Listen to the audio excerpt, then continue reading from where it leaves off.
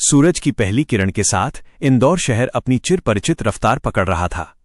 कहीं मंदिरों की घंटियां बज रही थीं तो कहीं चाय की दुकानों पर चर्चाएं शुरू हो चुकी थीं। मोहल्लों में लोग नगर निगम के नलों के आने का इंतजार कर रहे थे। किसी को ये भनक तक नहीं थी कि आज जिसे वे जीवन समझकर पी रहे हैं वो कुछ ही घंटों में काल बनकर उनके सामने खड़ा होगा। दोपहर होते होते शहर के अस्पतालों का मंजर बदलने लगा। अचानक एम्बुलेंस के सायरन गूंजने लगे।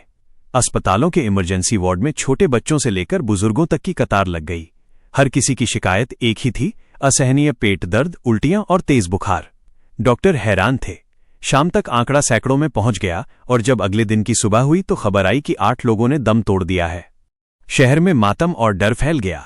जब प्रशासन नींद से जागा और जांच शुरू हुई तो जो सच सामने आया उसने इंसानियत को शर्मसार कर दिया। लापरवाही की इंतहा।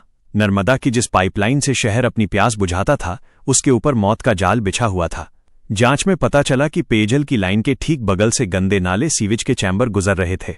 हद तो तब हो गई जब यह खुलासा हुआ कि एक पुलिस चौकी का टॉयलेट सीधे पाइपलाइन के ऊपर बना दिया गया था। पुरानी और जर्जर हो चुकी पाइपलाइनों में रिसाव हुआ और हजारों घरों में मलमूत्र मिश्रित पानी पहुंचने लगा। लोग हफ्तों से जहर पी रहे थे और सिस्टम चैन की नींद सो रहा था।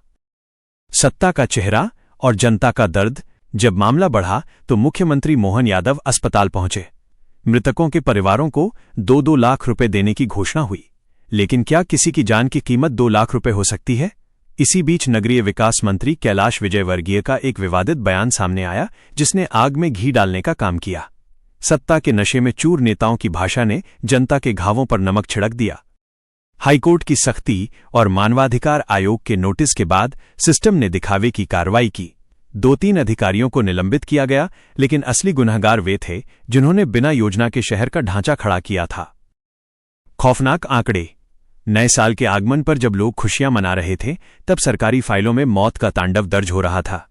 अस्पताल की रिपोर्ट ने साफ कर दिया कि सीवेज युक्त पानी ही इस सामूहिक हत्याकांड का कारण था। मौतों का आंकड़ा 15 तक पहुंच चुका था और 2800 से अधिक लोग इस त्रासदी की चपेट में थे। कई घर ऐसे थे जहां कमाने वाला इकलौता सदस्य अब अस्पताल के बिस्तर पर जिंदगी और मौत की जंग लड़ रहा था। एक अनकहा सवाल।